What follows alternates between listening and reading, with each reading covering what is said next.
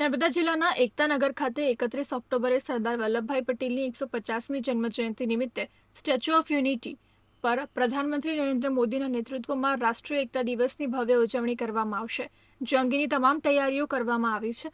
આ પ્રસંગે ગણતંત્ર દિવસની તર્જ પર રાષ્ટ્રીય એકતા પરેડ યોજાશે, જેમાં બીએસએફ, સીઆરપીએફ, સીઆઈએસએફ સહિત કેન્દ્રીય સશસ્ત્ર દળોની 5 અને વિવિધ રાજ્યોના પોલીસ દળોની કુલ 16 માર્ચિંગ ટુકડીઓ પોતાના શૌર્યનું પ્રદર્શન કરશે. આ વિરાટ આયોજન દેશની એકતા, અખંડતા અને સૈન્ય શક્તિને પ્રદર્શિત કરતું એક પ્રેરણાદાયી પર્વ બની રહેશે. આ વખતની પરેડમાં કુલ 16 કન્ટિન્જન્ટ્સ સમગ્ર દેશના ભાગ લેવાના છે. આ 16 કન્ટિન્જન્ટ્સ પૈકી 5 કન્ટિન્જન્ટ્સ સેન્ટ્રલ આર્મ્ડ પોલીસ ફોર્સની છે, જેમાં બીએસએફ, સીઆરપીએફ, સીઆઈએસએફ, આઈટીબીપી અને એસએસબીનો સમાવેશ થાય. આ યોજનાનું મુખ્ય આકર્ષણ ભારતીય વાયુસેનાની સૂર્યકિરણ ટીમનો એર શો અને દેશના વિવિધ રાજ્યોની સંસ્કૃતિ દર્શાવતી સુંદર ઝાંખીઓ રહેશે.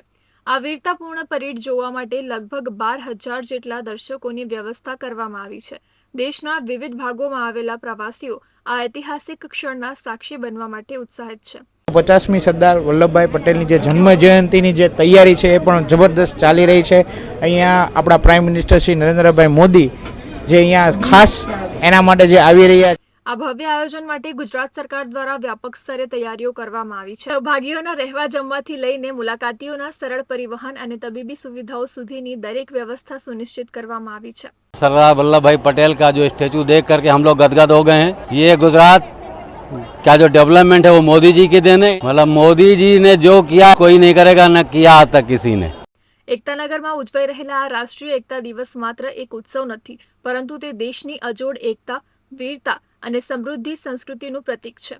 આ કાર્યક્રમ એક ભારત શ્રેષ્ઠ ભારતની ભાવનાને વધુ મજબૂત બનાવશે. સરદાર સાહેબની 150મી જયંતિ નિમિત્તે આ પર્વ દરેક ભારતીયના હૃદયમાં રાષ્ટ્રપ્રેમનો નવો સંકલ્પ જગાડીને એક પ્રેરક સંદેશ આપશે.